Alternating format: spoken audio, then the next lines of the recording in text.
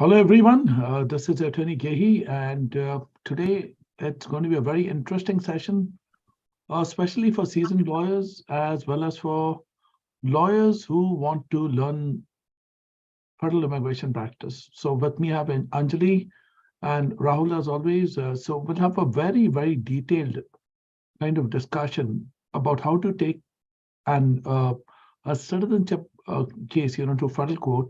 And Rahul, what are we going to discuss about? Mainly about delays today, or what do you want to discuss about? I think we were initially intending to discuss delays, but we can also discuss how to, review denials as well in federal court. Okay, so why don't we do this? Because these are very difficult topics. So It might be better to break them down. Exactly, let's break it down. And this one, we're going to focus on addressing delays in naturalization applications and how to take them to federal court. So, folks, the beauty of these sessions is that we'll be dumbing it down a lot. We will be dumbing things down a lot. So even if you're a new lawyer and if you're someone who's interested in learning federal practice, we'll try to do our best to make sure that we start with the basic foundations of federal law. And Rahul and I will try to kind of make it as easy as possible. But before we start, we need to thank our host. That's My Legal Software for hosting these programs. Of course, I'm the founder, but at the end of the day, my very special thanks to the team, Anjali, Priyanjali, Ravi, Sushant, Rahul, and the other people who are here with us, including Mike, who's not in today. And then we have Ren and a host of other people who work with the company from all over the world, joining us, including New York, to make sure that, thank you for all the good work. So, Anjali, please talk a little bit, so then we join. Thank you so much, Mr. Gehi. So welcome to the event, Mr. Gehi and Rahul. In the webinar today, we'll be talking about some advanced, issues in the US citizenship. And like Rahul said, that we'll be talking more about the delays in the naturalization and other stuff related to naturalization delays, right? Yeah, and citizenship issues. And welcome to all of our viewers and whoever is watching us, maybe live or maybe in the recorded sessions. I would like to inform in the beginning of the session that in case if you missed any of our session, you can always go back to any of our social media profile, be it YouTube, be it LinkedIn, be it Instagram, and you can watch us there for every other topic related to immigration or generally law. Also, we would welcome any suggestions. If you want us to talk about any specific topic, you can email me at Anjali, that's ANJALI at mylegalsoftware.com. And you can even give me a call at the number 212-390-9493. So, Mr. Gehi, I think we can start with the topic, and in between, maybe we'll also explore on the importance of technology everywhere, because a lot of our viewers have and because we also have Rahul, who is a legal tech expert with us. So in between, we should also, tell our viewers. Yeah, we'll do that. And let's get started with the topic today. And number one is that we're going to talk about how does basically the federal court help us, especially when you're stuck in the naturalization process. The biggest thing, Rahul, what I've seen is that there's a kind of fear in the mind of people of taking, an action to federal court. Of course, you have to be scared because, practicing the federal law is not a joke. Because when you're in federal court, you're dealing with the highest level of the courts in the country. And it's good to be called as a federal lawyer. But you got to earn your kind of basically, your respect in federal court if you want to do well. You want to make sure that you're a very good lawyer, you know what you're talking about. And the difference between practicing before USCIS and practicing before the immigration courts and the federal courts, it's very different. So federal judges challenge you a lot more than immigration judges. So be ready to know the law from the back of your head. Be ready to know the sections from the back of your head. Be ready to know the judge's rules, very important. And be ready to know the magistrate's rules. Be ready to know the court rule book, and be ready to know electronic case filing. So you're looking at a lot that goes on when you're doing federal work. But if you have that passion, the desire, the tenacity, the dedication to become a good federal lawyer, then it's not that difficult. So we are going to help you of how to become a good federal lawyer. If not, you can even refer your cases to us, to KE and Associates. That's our law firm, which is nothing related to my legal software. We've been getting a lot of federal cases from lawyers who are here, and we can work with you, and we can make sure that we assist you too. So also, if you're a member of my legal software, there's always a help desk available for you wherein you're stuck with a problem. And a lot of, I think, retired judges have also joined my legal software, and they've taken plans from Anjali. So you can see the cream of the crop are joining my legal software. Schedule a demo with Anjali, so you'll see the difference of why is it so different. So let's hit the nail on the head, Rahul. Now, number one is anyone who practices citizenship should know section 316 of the INA from the back of the head. Now, what does section 316 say? Under the INA, which is the Immigration and Nationality Act, 316 says that if your action is pending, your citizenship matter is pending, and if you have been interviewed at the word, if you have been examined by the officer, the exact word is examination has been conducted by the officer, and if you have not received a decision from the USCIS for 120 days, 120 days, which means after 120 days from your interview, which means wherein you are examined, means you did your test, you passed the civics, you passed the written exam, you passed the oral examination, and now that action is pending for more than 120 days. So then you have the right to take this particular matter to the federal district court. So people wonder, how is that possible?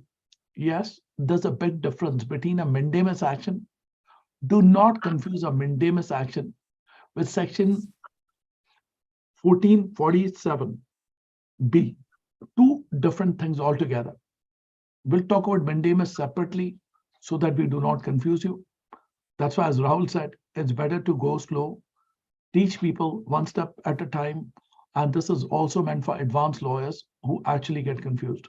So remove the word mandamus from the back of your head right now. Think that you have gone with your client for a citizenship interview. It's been 120 days. Now he's very much worried about petitioning for his spouse who is actually kind of out of status here, who wants to apply for a green card after he becomes a citizen. In those situations, or if his parents are here, they're out of status, and this man wants to become a citizen, that's your client right there. Convince him that it may be in his best interest to file an action in federal district court. It's known as a review of naturalization proceedings before the federal court. So look at the words which I'm using. I did not use the word mandamus here. I just said review of this action in federal court. Am I correct, Rahul, so far? Yes, correct. The primary is that mandamus is only available when there's no other remedy at law, because 1447B provides another remedy for your client whose application has been delayed. Mandamus is inappropriate after the examination or interview has taken place. Look at the difference here. So he's going to talk to you about the difference, but I'm going to stick to the exact facts of a 1447B under the INA. Have I done this before, folks, many times? That's what we do at KE and Associates, our law firm, which is not related to this, and wherein we do a lot of federal litigation cases involving immigration and other areas. So to be a federal lawyer, it's not easy. Now, before I file, I make sure that there are no adverse factors affecting my client's application. Now, you need to study your client's case very carefully before you take it to federal court, because this can backfire. Actually, what you're doing, a lot of immigration officials, they're not very happy when you file this action in court, because it puts an extra pressure upon them to review this and whatnot. They're busy with other stuff. What should you do? Always check with the client whether has he used any fake names in the past. Number one, whether he has an order of deportation and another name, whether he has done any kind of fraud, or has he been arrested recently and there are some felony charges pending against him, or he has been ordered deported under a different name, or whether exactly he has an issue involving good moral character, or whether he has claimed to be a citizen, etc. Easy thing to do is to go through all the no, yes questions and check with them again before you file that action in federal court. So now what you did is that you are satisfied as a lawyer that you believe your client. This is one thing, Rahul, a lot of lawyers don't do. They just take it to federal court, and after that, the government gets upset. And instead of that, they wind up in deportation proceedings. Yes. One thing to remember is that taking it to federal court in the case of a delay only either allows the judge to issue a decision themselves or to remand it to USCIS with instructions. It doesn't provide any guarantee that your application will be approved. So you need to be very thorough to review that application in advance and all the surrounding circumstances prior to that. All right. So now here you are that now you're ready over here. Your client says, okay, it's been more than 4 months. I'm the good guy and I want to take it to federal court. Excellent. So you're all ready and you can start firing with all your guns. How does this work? 4 months are passed. I strongly recommend people to write a letter to USCIS to see that at least you try to resolve the matter. Hey, this has been an exceptional delay. 4 months are passed. Please let me know what you're doing. And, kind of do your check to see whether they reply. And if they do not, give them 15 days, 1 month. The common answer you may get is your background check is pending. Do not worry about that answer. Your client may tell you, I'm going to go to the congressman. Congressman came back with the same answer. Your background check is pending. You don't have to worry about it. The good news for you is, even if the background check is pending or thousands of other checks are pending, the statute makes it very clear that they have to render a decision within 120 days. So none of the excuses of immigration will be acceptable. That's the beauty of taking this to federal court. I'm sure you all are learning a lot. Look at the beauty of taking it to federal court. It's invaluable. It's an amazing thing for you to take your good cases to federal court. Plus, you can earn a very good fee. Average prices on these are $5,000, $10,000. And if you join My Legal Software, we have people who can help you. And you may make money over here by just getting some good legal advice here, which I'm allowed to give you. I'll be happy to help you if you're a member of MYLS of how to do it. And guess what? It may not even cost you 10% of that for the whole year when you join MYLS, but you'll make money. So now, after that, you're okay with this thing, and you said that I want to take it to federal court. Now, Rahul is going to talk a little bit with me. The lawyers decided to take it to federal court. Can you tell us about the civil cover sheet, the ECF requirements, filing fees, and what documents are required to file in federal court? Sure. To commence the action, you need to complete a civil cover sheet, a summons and complaint. This is pretty standard in federal district. Just 1 second. Civil cover sheet, write it down, folks, is needed. That's number one. Yes, a summons and complaint. You have to name the defendants that you intend to sue, and you also then have to serve them, again, in accordance with the Federal Rules of Civil Procedure. Let me just stop you right there. So under what rule is it under Federal Rules of Civil Procedure? It's 4I. 4I of the Federal Rules of Civil Procedure will tell you who to serve and how. Okay. Rule 4I is very important. So if you're seeing, now what we did, since we told you that we're going to dumb it down, so we started with the Federal Rules of Civil Procedure. 4I is very important because it tells you whom to serve, when to serve, and where to serve. Please, next. Yes. So 4I, should we go more into detail on 4I? Yes, please. Okay. So 4I basically determines how to serve government officials or the United States as a party. Typically, when you're serving an agency or an officer of the United States, and as you would be in this case, you also have to serve the United States as a party, which involves serving the U.S. Attorney General by registered or certified mail, the local U.S. Attorney's office, and any agency or officer that you are specifically naming. In addition to that, you, yes, have to serve, in this case, because it's a naturalization delay, you would have to serve the director of the, you would serve the director of the Homeland, the USCIS district office, the director of USCIS, and the secretary of the Department of Homeland Security. There's one thing that people miss a lot all the time, Rahul. And this is Yes. not something that is written over here, and people should make a note. This is the beauty of these sessions from My Legal Software. You have to also serve it upon the local US Attorney's Office. Yes, that's part of. That is different than actually serving the Attorney General. And this is where a lot of people get confused. Always serve the local US Attorney's Office. Another, they will tell you that your service was not proper. Please be very careful about that.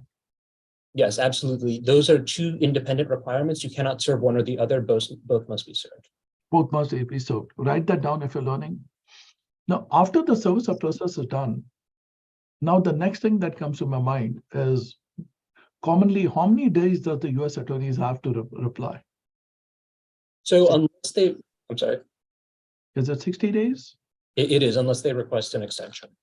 Right. Yeah. So what will happen is that after you serve them, they'll basically make sure that they need an extension for 60 days. That is critically important. So can you show them your MILS portal of how you use these things, Rahul? Or yes, I don't have the MILS. Anjali is going to show it to them.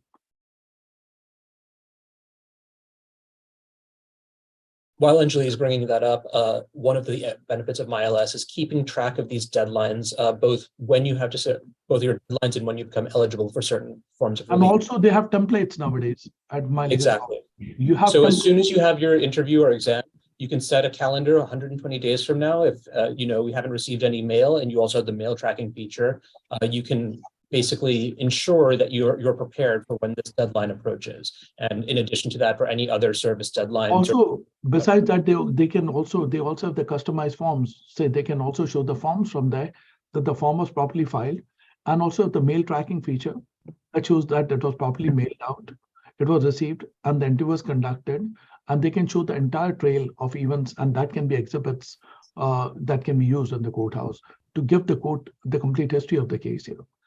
Now, over here, for example, right? So the date, for my case as example, you have a case for the client. Now, Fitzgerald, Gerard is the name of the case. So now that's case number 79, that's active and everything and whatnot. So the thing is that exactly you have the generic USCIS forms. So through the forms, you can even look at the N400 form over here, which is at the bottom somewhere. And then you can show the judge that, listen, you know what, these are the forms that were used, and these were filed for this client for Mr. Patel, whatever the name would be. And we did that. And now the issue here is that exactly we filed it on so-and-so date. Then after that, the interview is conducted. Now, how do I know? I would go to the case notes feature. This is the form. Then now we go to the case notes feature. And once you're done with the case notes feature, then you know when it was filed, when the interview was conducted, and also in the uploaded files, you can also look at basically what the immigration officer said and what happened at the interview. So the uploaded file feature over here is very important. And Anjali can also show the uploaded file feature. You can have the retainer here. You can show everything that I use from MILS over here. So once if that gets done, those are your exhibits. You're done with that. And also ML has this great template feature, as you can see at the bottom here under the uploaded files. So we went to uploaded file templates. You can even choose a prior template, and we can also give templates from here that you can use, and you can boilerplate and go to the federal court. See how easy MILS makes that for you. So you don't have to basically, search for a template, do everything in writing. We can give you templates too. So making life easy is what MILS. You won't find this in many other platforms. Yes. And you made it. Yes, Rahul. One thing I had forgotten to mention is that you also have to serve an affidavit of service on the court to inform them that you have in fact properly served the defendant. Yes, that will be coming later because we are just in the process of service. Yes, so but now, I was just going to say that you can have a template for something like that right here. Yeah, we have templates over there for that also if needed. We can do that for you. So the templates become important. The parties are also listed at the bottom. So we said the Attorney General and everything. Everything is in MILS that you may need to have a decent practice in immigration, or to the best of our ability. Not you can. IT is something that you cannot have everything, but it's like we tried our best to cover everything. And then after that, you make case notes. And the next thing that happens from here is what you did. You created the file, you uploaded the file, and then you emailed it and you kept your docket in charge. You put it on case notes now that you have finished this this 1447B application. Now, the next thing is that, as Rahul said, after the papers are served, you have to file an affidavit of service with the court. Once if the affidavit of service is done, then the government has 60 days to reply. So within those 60 days, what is going to happen is the AUSA, the meaning of the word AUSA means the assistant US attorneys from the US Attorney's Office will get in touch with you.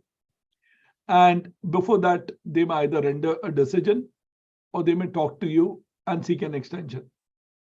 Now you're at that point wherein he reached out to you. So what do? You go to MILS, you make a note on case notes, and he may tell you, let's have a discussion.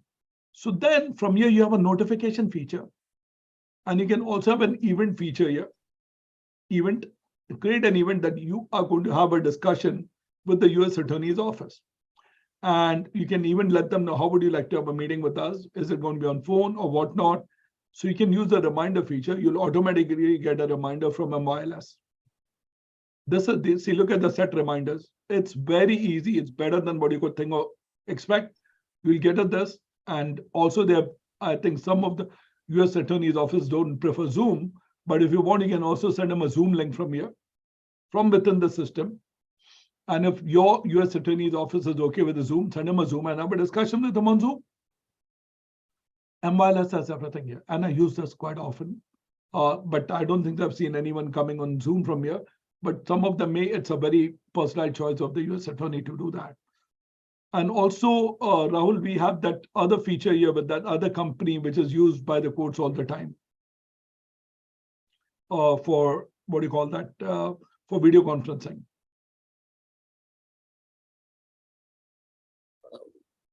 So we have everything here that is needed for video conferencing with the courts. And you have DocuSign here. You have everything that is integrated here. So in a sense, it's WebEx, I believe. Like, if you need WebEx also, you can use WebEx also from here and you can get in touch with them. So what happens is that you have everything under one disk. You won't find this in many softwares. And people have to, there are two versions. One is immigration speed and the second one is GP speed. So there are two different programs out there, and that can be very helpful. And you're good to go after that. Now you're done.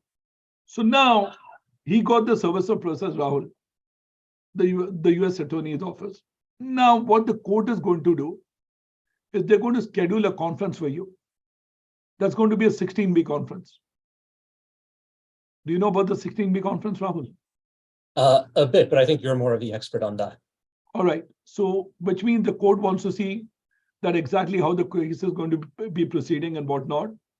And before that, when you get in touch with the US Attorney's Office, it's always good to see whether the US Attorney's Office is ready to consent to a magistrate under Rule 73. Now, anyone who wants to practice federal law, even if you're a general practitioner in federal law, Rule 73 is very important, Rahul. Tell me why. And especially when you. So I believe one of the reasons that you advise strategically to pursue a Rule 73 conference is that practicing in front of a magistrate by consent can actually resolve matters much more quickly for your client and efficiently. And as a result, you don't have to go through as many procedural hurdles and delays as may occur in federal court itself. And the other thing is that magistrates are very friendly, most of them. And they love to resolve matters. And they also help you out if needed. So that's why I've always liked this wonderful thing of working with a magistrate. And most AUSAs are very much kind of okay with working with magistrates. And that's the best thing. That's why Rule 73 and Rule 16 is something that everyone needs to know. Rule 16B of the Federal Rules of Civil Procedure, read that very carefully. And don't worry about Rule 11 too much if you're a good lawyer. Rule 11, everyone knows, is for sanctions, but only if your action is really kind of egregious. So if you filed it earlier than the date, and if you don't know what you're doing, then Rule 11 will be used against you. So always I tell people, good to have some help from My Legal Software and other platforms so that they can at least see that, our people working in the legal department, can at least help you out. As an attorney, can help you out to give legal advice, but others can also at least do some legal research for you. So the other thing what I would do now is, after speaking to the US Attorney's Office, I go to the wireless system and I use the calendar feature. Can you display the calendar feature for a moment, please? Sure.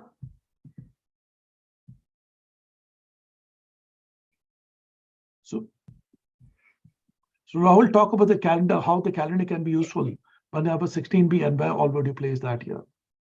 So again, these are both. This is the Rule 16 conference I'm talking about before the judge, and we are in discussions with the US Attorney's Office.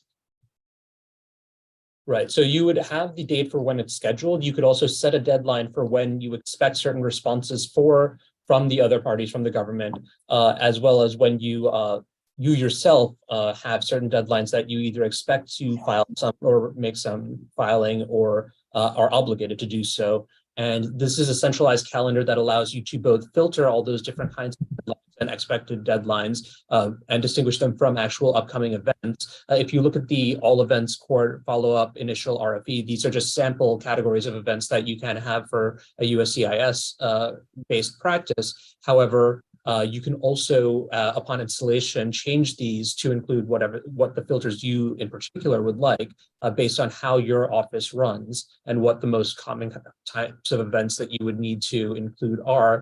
And then you would be able to basically declutter your calendar and focus specifically on those that are related to this case. See, so that is fantastic, and also it gives you a reminder and everything, and that's what Rahul said is very important for me as a lawyer, and I use this quite often in my office. Exactly. You don't just need to wait until the event comes up. You will get reminders in advance, and you can set those reminders yourself. Right. And now, Rahul, after this, what happens is that the difference between a seasoned lawyer and a lawyer who's new is a lot. So once if the government is asking for 60 days, I generally, for the extension, I generally go to them, but I let them know, hey, listen, I can give 30 days more. You can negotiate, but be kind to the government, especially because, they're wonderful lawyers. Most of them are excellent. Always I tell people, there's nothing like working with the government and trying to get your things resolved. Please don't be aggressive with the government. That's not the right thing to do, because we're all professional colleagues, and most of AUSAs are wonderful. I mean, it's such a great honor for us to be working with them, but some of them, they're just amazing. And I've had fantastic experiences with them. And of course, when it comes to the case, we all have to stand our guard. But working with them, it's been a joy over the years. And then they're very helpful. They'll tell you what is really missing. They may ask you for a document, or they may kind of basically tell you that, our intent is to deny the case, or our intent is to grant the case. Now, what the judge wants to know, or the magistrate wants to know at the Rule 73 conference, is how this matter can be actually resolved. And be ready for that. Know the law very well. Now, Rahul, a few things that come to my mind here. Where do lawyers go wrong? I'll tell you where lawyers go wrong here. The biggest mistake lawyers do, even people who've been practicing immigration for a long time, who haven't done federal practice and who want to learn, before you even get into it, I'm a member of the American Immigration Lawyers Association, and actually I'm on the federal committee of AILA. And recently I was a speaker at AILA with reference to federal practice, practicing immigration in federal courts. So what a lot of lawyers do, they don't read the rules of the judge. They don't read the magistrate rules. They don't rule the federal rules of civil procedure. They don't read the substantive law. Don't do that. Before you even file, remember the word, before you even file, make sure you know these rules. Otherwise, you're going to be really in trouble before the federal court. Federal judges are not here to waste their time, folks. Remember that. Yes, in addition to the local rules, individual judges may have idiosyncratic rules that you would not be able to anticipate based on the federal rules of civil procedure. You can't just rely on the generic rules. You have to familiarize yourself with the individual judges' rules as well. Now, I'm telling you why that is important. A lawyer should write this down, especially seasoned attorneys who want to practice federal law need to write it down. Your regular rules of filing a motion do not apply before the federal court when it comes to individual rules of judges. they will not allow you to file a motion until you write a letter motion to them why you want to file a notice of motion. So a letter requesting consent is needed to be sent to the judges in most cases before even file a notice of motion. Can you believe it, folks? If you're new to this, welcome to the club. So you cannot just file a motion in federal court and say, hey, listen, judge, I want to file this motion because I feel that so-and-so is incorrect in the case. That, the thing is that I want to file a motion to suppress. Not allowed until you file a letter motion that you intend to file a letter motion because you feel that it is appropriate, because you have found out that the government is kind of basically having some information which is detrimental to your client. However, this particular information does not pertain to the facts and circumstances surrounding my case. You have to send a letter motion. Then the judge will decide at that time. He may say yes or no, or he may conference the case.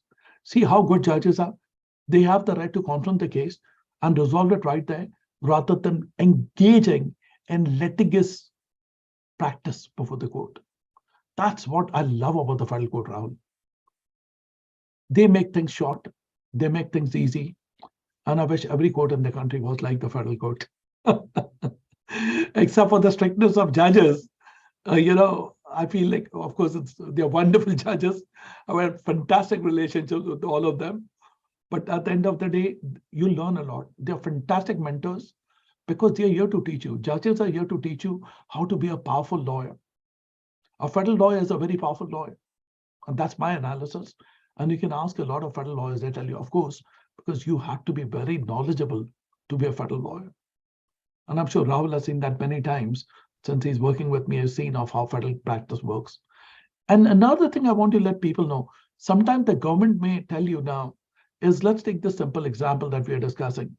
You filed your papers. Now you went before the magistrate. You're sitting before the magistrate. Now what the magistrate is telling you is you both resolve the case. Now the government says that, okay, I need these 30 days. You gave it to them.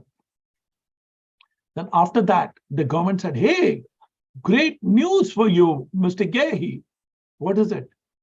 USCIS, my client, because USCIS is their client, because they are representing the USCIS, has decided to approve your application.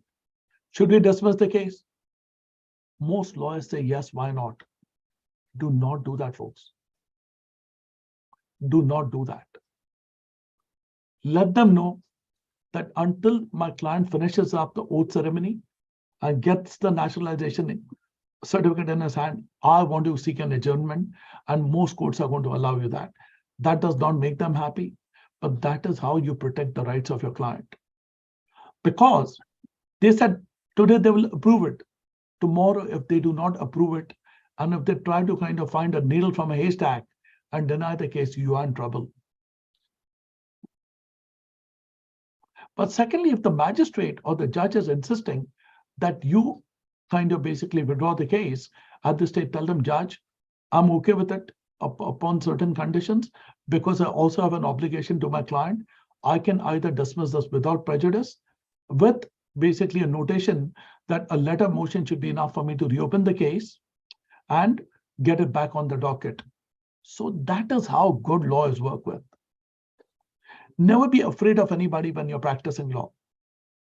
You have to be good at what you do and understand the rules clearly. And if you understand the rules, you'll be a good lawyer. If you don't understand the rules, you'll never be a good lawyer. Because that's why I tell people, it's very, very important for all of you to understand the federal rules of civil procedure. That's the heart of the game. Substantive law, start reading from section 316 onwards to understand the law of citizenship, and start reading 1447B. And next time we're going to talk about mandamus, which is a separate action altogether. That's the next one Rahul and I are going to talk. And the next session will be conducted on a day that's very convenient for us, because as you can see that next week is going to be Christmas. And the next one is going to be on the 29th. We'll have a session for sure. Then we'll be taking a break for 2 weeks or whatnot to have our next session from there. So you're going to learn a lot. And MYLS helps us a lot with a lot of stuff. As you can see, Anjali, what I like about it is that I use the calendar feature, I use the case notes, I use the uploaded files, then I use the alert features, and you can even use WebEx through it if needed, or Zoom to get in touch with people. And also you can assign cases, you can reassign it, you can just give it to associate. It's just a very important tool for me. And also, as you know, that MYLS has also been featured on AILA right now as like one of the softwares. Good job. And I think it's really doing well. A lot of demos are coming in. And I think, Anjali, you need to talk for a few minutes because I need to have a sip of coffee. Until then you can talk, and I'll be getting back with very soon with some more important pointers as to how to file and when to file a case and how to negotiate a deal with the government.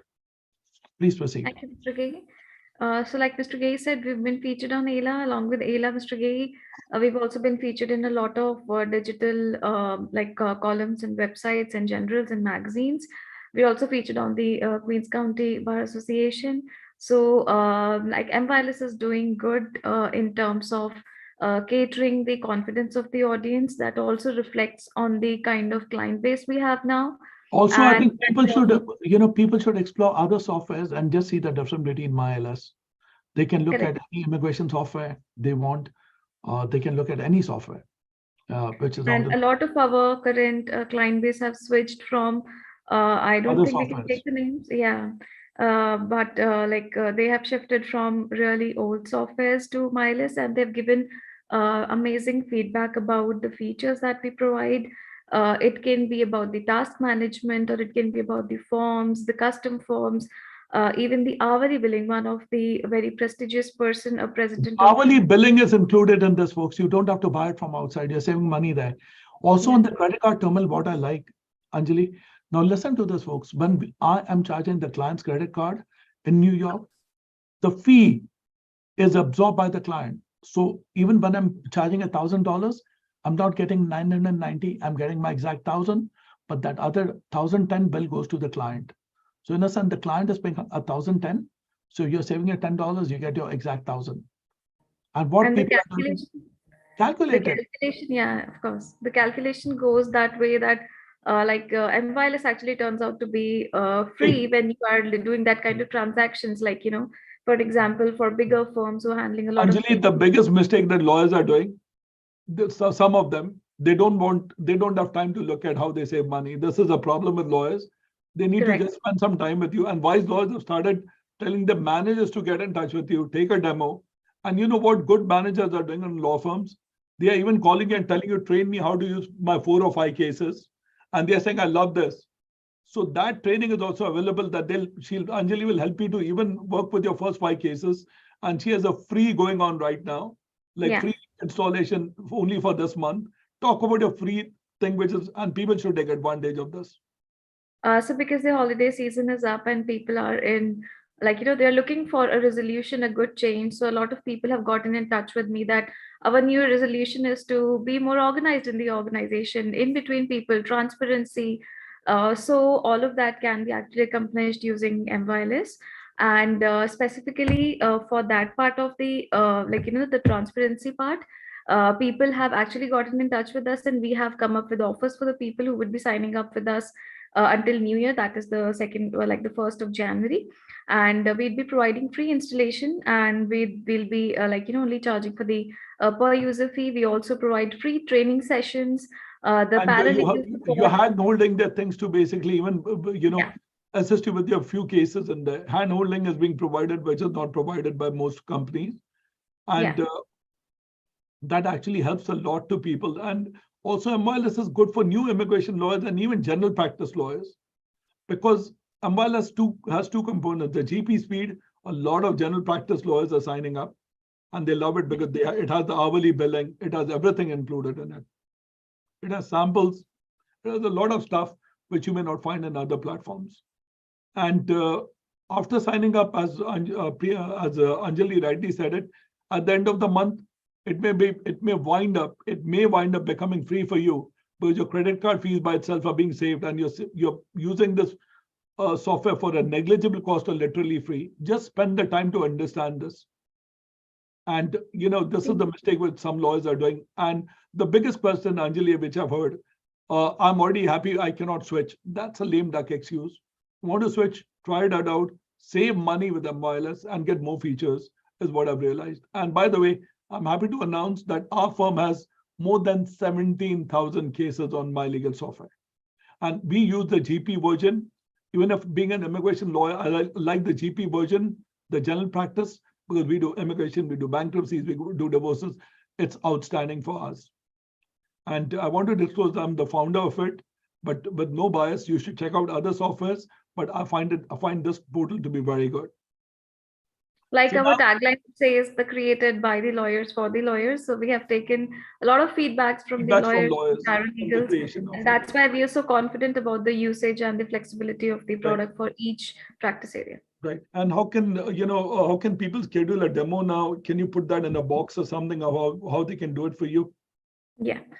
So you can get in touch with me. You can directly go to MyList website. That's mylegalsoftware.com, and you Can can you put schedule it a in the meeting. chat box or something, how they can get Yeah, it? yeah, we'll put that in the comment sections. And you can also give me a call at the number at the back of my background. That's 212-390-9493. I would be the person at the receiving end of it.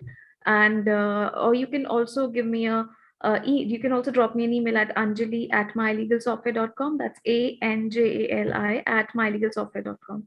Also, So there's some other good news coming for the new year, which Anjali didn't want to mention, and Rahul did not. Let me break the surprise. Should I break the surprise or should we wait? I think you'd All be right. the right person. Okay, I'm going to break the surprise for all of you folks. As you all rightly know, if you're a lawyer watching this, there is something new which can really kind of really cost you a lot of fines. And Rahul will talk about the ADA compliance of your websites. If your website, make a note of it, is not in compliance with the Americans with Disabilities Act, which means if a visually impaired person cannot read your website, the fines on you as a lawyer are going to be very high. And the fines, Rahul, under the Department of Justice Act can be from 75,000, you said? I believe, yes, for violations of the ADA. I mean, we can do a full session on the ADA later in the next year when we return, but yes, the initial violation is 75,000 and up to a maximum of 75,000 and up to 150,000 for each subsequent violation. Can you believe this, folks? And a lot of sites Rahul seen are not in compliance with the ADA, will be, and the good news is that, and also for people, I just want you to know, I have personally sued companies in the past that were not in compliance with the ADA, and they had to spend thousands of dollars in settlements because your web guy who used to handle your website did not know head or tail about how to comply with those things. You need a strong legal background as well as a strong technical background to comply with the ADA. And being a lawyer, I make sure that I comply with ADA as much as I can. So this is what we are going to look at coming up very soon from the next few sessions. So MYLS will also help you with developing your website or with your digital marketing, wherein you can get a lot of clients like how we get it, and with the SEOs and your practice management. So that's what MYLS brings from the 1st of Jan, and that's going to be the biggest highlight. I broke the news, I'm sorry, but just wanted our viewers today to know what MYLS is doing, and the company is doing very well. And a lot of people are joining because they're seeing the strength and the people behind in the team. For every law firm, you should know the people running the show behind it. We are here to support you. We'll do our best. So now, Rahul, now the ADA said, AUSA said that, the thing is that, yes, congratulations, your case is granted. I'm very happy. Now you close the case, you're done. But on the other hand, the AUSA is not budging. Then what the next thing will happen, I'll tell you. Next thing is your client will be scheduled for depositions by the AUSA to figure out basically whether there are some facts which he wants to clarify, whether they're correct or no. Take an example. Your client has said that his name is Mr. ABC and he's not a terrorist. He has no involvement with terrorism. Just a simple example. Or he has never claimed to be a US citizen. Then during that particular deposition, the AUSA will bring up and tell you, have you ever filed with the DMV or something that you are an American citizen? Oh my God. And if a client says yes, that's a false claims to US citizenship issue. So therefore, your initial interview with the client is very, very important. And then the judge at that time can even exercise de novo jurisdiction and say, I'm sorry, I don't have time. Let me deny the case right away. Or he can remand the case back to USCIS with appropriate directions to actually make a ruling on the case under the leading case of the matter of Bustamante. So every lawyer who practices 1447B and takes this case to the federal court should definitely read the matter of Bustamante. Can you talk a little bit about Bustamante, Rahul? Yes, so Bustamante confers explicit jurisdiction over the application as soon as the 1447B is filed. The district court, and the majority of courts have agreed with this, though a small minority have not. The district court has exclusive jurisdiction over that application. USCIS cannot then suddenly deny the application if you have already filed your suit. This means that, one, the judge can either make a decision on the application of him or herself, or they can remand it to USCIS with instructions for how to proceed. So, for example, if the government attorney says that the reason for the delay is that the background checks are still ongoing, a judge can set a timeline for how much time the government has upon remand, and if that doesn't occur, they can, require that the government show cause for why they haven't been able to comply with that timeline and why, the naturalization application shouldn't be immediately approved. But yes, that's another reason why you want to keep the case in federal court as long as possible. There's another silver lining of bringing these cases in federal court, Rahul. Attorney's fees under EAJA. So yes. People also have to know about what is EAJA. EAJA is commonly referred to as the Equal Access to Justice Act. Through that, do you know that when you file these actions, and I generally have seen that if the delay is unreasonable, don't confuse mandamus, when they've taken a very long time, they haven't done anything. That's why I tell people, keep writing letters to immigration. And if you can show prejudice to your client, that you've done info passes, you've done everything, and they've just been kind of, ignoring your client, and they've abused their discretion, in those cases, you can also consider EAJA fees. And EAJA can be very important. 28 USC section 2412 D1A in section 1447B cases is very important. 28 USC 2412. So EAJA will allow you to get reasonable fees. So if your client has paid you, the good news is that you can also get the money for the client, and it can be a fantastic win-win situation in such cases. I think that's great, Rahul. And what happens now, Rahul, if the agency denies the case, right? During that time, the good news is the federal court can still have jurisdiction on those cases. And I don't think so you need the exhaustion of remedies doctrine here, because exactly the federal court already has jurisdiction in these cases. Yes, in fact, the agency's denial is without force in most districts, because not only does the federal court have jurisdiction, it's not concurrent jurisdiction. The federal court has exclusive jurisdiction. There are a minority of district courts that have disagreed, but the standard typical rule and the only circuit courts to have addressed this issue is that have held that USCIS loses jurisdiction, so that denial doesn't even have any force. So that is the best part about it. That's what I like about these cases. And there are times with, I've seen that even USCIS abuses their jurisdictions. I mean, I've seen that in a recent case wherein we had to really fight until the very end. And finally, the government threw the towel and they said, I think you're correct, we want to grant. So being a federal lawyer does not mean just filing the case. Knowing the case from start to end is something a lawyer should know. And what I've seen is why people come to MYLS is they know how to start the case. And when the matter goes to court, they start shivering. They're scared. And scared is normal. But that's why you have Devesh Kehi at the back. Rahul is a fantastic legal researcher. He's not an attorney, but brilliant in legal research. And I'm Kehi, and I'm an attorney. And I'll be happy to give you a hand. The good thing about immigration is that if you're in the Second Circuit, I can help you for sure. And if you need legal, if you're in the Federal District Court, I can help you.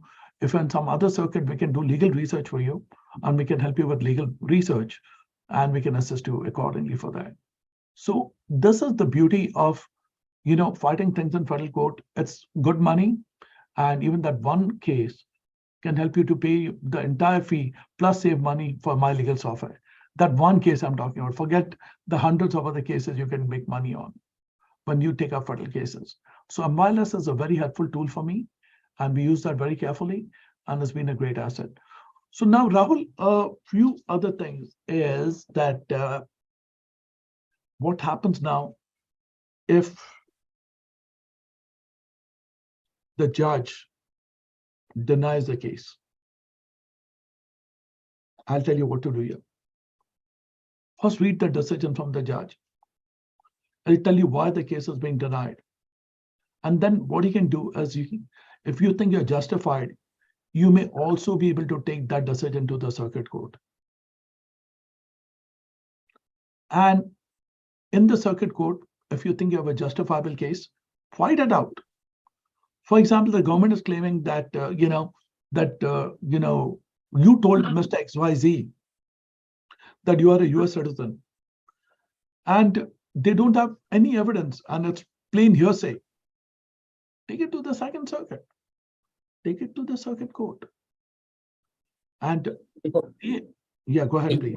I was just going to say it's worth noting that that Bustamante, the case that we had been citing a few times, was initially appealed after after the motion to dismiss by the government was granted. So, federal and it's not just an opportunity to get another chance at the same issue. You can create some very good case law.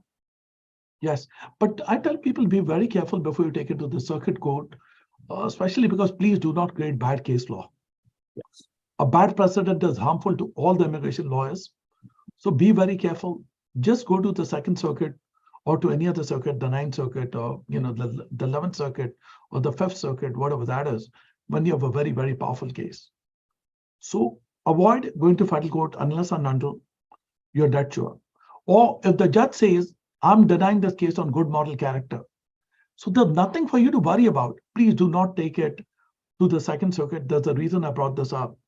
What I would do, remember, after 5 years from the last offense, that's all you need. So now, if your client has been clean for 5 years, refile the citizenship application. Here you go. Tell them 5 years you've been clean. Guess what? Go before immigration, get your case granted.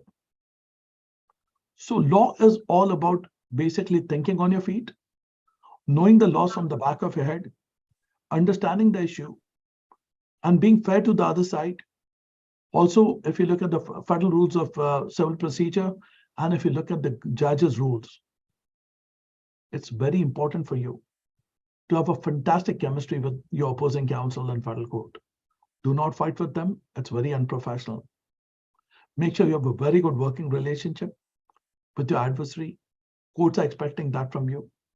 And another thing, please do not show up in court until and unless you've spoken to your opposing counsel and there's a meeting of minds.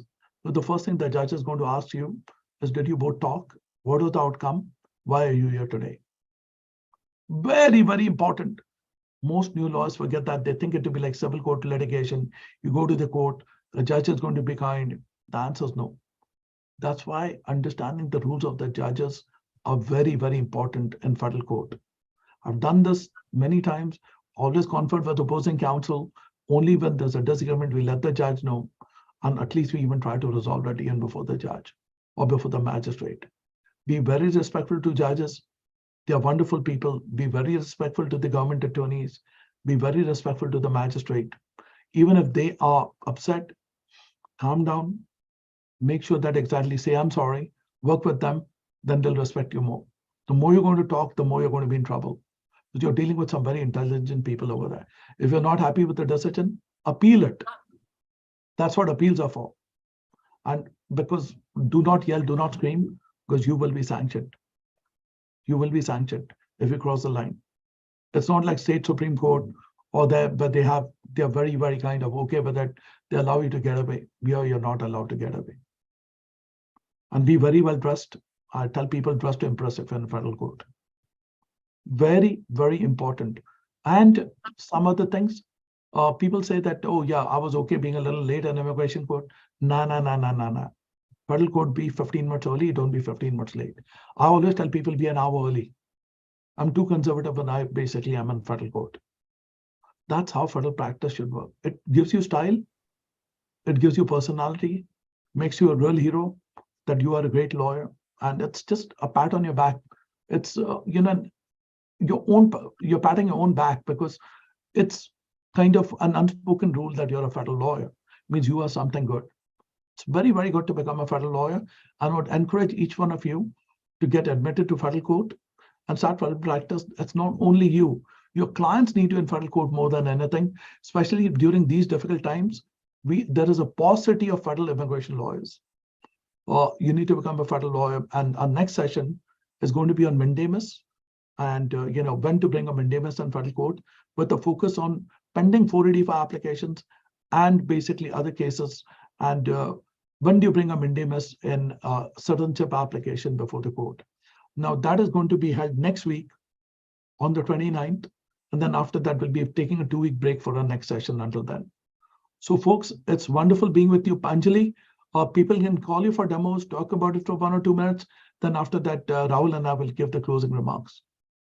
Thank you so much, Mr. Gehi. I hope all of our attendees are noting down all the points that Mr. Gehi and Rahul are actually talking about, because most of the people who attend our sessions are either paralegals or new lawyers, or even the seasoned lawyers attend. But these are the important points that people miss out on during the practical session. So here is Mr. Gehi sharing some very practical solutions and what are the implications of doing what. Also, I would like to mention that the use of technology has increased and has drastically changed the face of the law firm. And I think lawyers should now start looking not just about earning money, but also saving their money while they earn, because the money saved is a money earned. So like we were talking about earlier in the session, how My Legal Software can help lawyers in saving money. And so Mr. Lee, I think these are some $10, $20 transactions that people miss out on. But when you see it collectively in a Yeah, year, they're spending thousands of dollars because they don't have time to take Yeah. demos. But a lot of them And- have started taking demos from you. yeah, So, let them call you, or you can even go on Calendly, right? How can they contact you through Calendly? they can just go on the website, that's mylegalsoftware.com, and you can schedule a meeting with me there. My calendar is on the website, and you can even give me a call. mylegalsoftware.com. Even if you're a general practice lawyer or an immigration lawyer, you have all the Any support, field. divorce, matrimonial, Yeah. residential, commercial, personal injury. You have We also have GDP, clients, Mr. Gehi, who are doing immigration plus divorce, or some of them are kind of doing bankruptcy and a little bit of family immigration. So and we for cater this month, and for you have a very important special going on when they can save a lot of money and Yeah. a lot of waivers this month. So you can call Anjali and talk to her at 212-390-9493. 9493. And Yeah. folks, this is Attorney Gay, and I'm speaking in my capacity as the founder of My Legal Software. And the advice in this session is general in nature, does not apply to any particular facts or circumstances. I'm an attorney. Rahul is a legal researcher. He's not an attorney. Then we have Anjali from My Legal Software. Thanks to Priyanjali, and thanks to Ravi, as well as to Sushant and all the members who make this possible. And remember, our next session is going to be on the 29th, a very important session, mandamus and federal court, very good for advanced lawyers, seasoned attorneys, mid-level attorneys, new attorneys who want to practice in federal court. So this is a part of a federal series which will be going on for some time. And thank you, Rahul, and thank you, everyone. And I would take your leave, and Anjali can give your closing remarks, and I'll see everyone next time. Thank you. And Thank you, Rahul, you will Mr. stay for 2 minutes, and you guys can continue. Thank you all. Thank you, Mr. Gay, for joining us. Thank you, Rahul, for joining us. And a big thank you to all the viewers who have spent their time interviewing the event. You can also go to our social media channels and rewatch the event if you want to. And you can schedule your demos by giving me a call at 212-390-9493. Also, Rahul, who is a legal tech expert with My Legal Software, is also available for the assistance. So we provide the paralegal and some legal expert suggestions for people who are stuck somewhere in their case, or are looking for a workaround, or a solution for something that they are going through in their particular cases. Because Mr. Gehi and his entire firm with 80 plus workforce, they have a lot of experience in handling complicated cases. So yeah, looking forward in association with all the like immigration or even general practice lawyers.